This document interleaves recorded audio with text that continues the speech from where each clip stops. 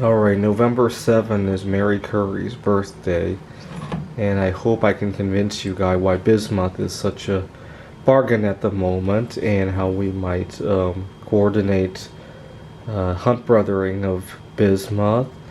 I think I have about a little bit over 1,200 pounds at the moment, but I'll probably sell some of it. We have an art show coming up, and I've been selling some at the consignment shop as well.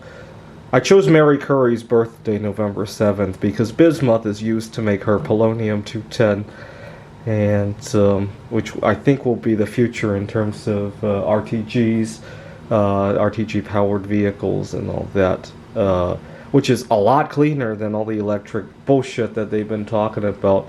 I've even heard some people talk about hydrogen, which is bullshit, because hydrogen gas occurs nowhere, or at least not in appreciable amounts, in nature, which means that we have to put energy into it to make, right? It's like a fancy battery is all it is, right? We still have to use fossil fuels to charge it. We also have to use fossil fuels to charge our electric vehicles. It's all just a bunch of nonsense, in my opinion. Bismuth itself is also a radioactive source of energy. Of course, it takes a long time to release it. Turning it into polonium just forces it to release the energy a little bit faster, or a lot faster, right? Anyway, right now, bismuth, there's only 2 or 3 times as much bismuth as there is gold. I mean, granted, gold is also a little bit more dense. So take a look at this and imagine having one of these that's solid gold, right? That's how I like to imagine how much this really should be worth. Or it could be that gold is way overvalued, which I think is also a possibility.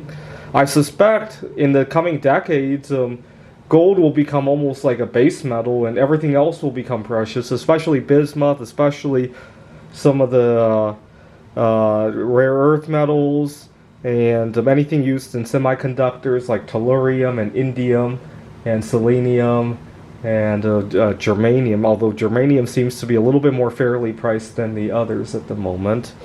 Not to mention, some of the elements take a lot of energy to get to their metallic state, like aluminum, right? Aluminum has only been cheap for the last 100 or 200 years because energy to make aluminum out of electrolysis has been cheap as well, right? But I'm probably going to be taking a break from making the art. For one thing, I have no place to store it anymore until I sell some of it.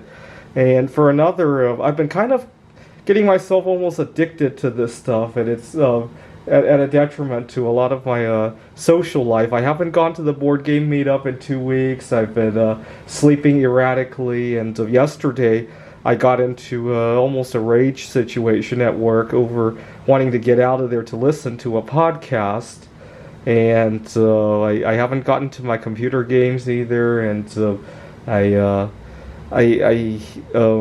had a close female friend when I was in Seattle, but we haven't talked in recent weeks because all I want to do is to pour bismuth. And actually, the friend of mine, she's a distant relative of Mary Curry, and I'm thinking, why am I not spending more time talking to the Mary Curry that I know when I'm worshipping the Mary Curry of last century, right? That's what I was thinking about that this morning. Thanks for watching.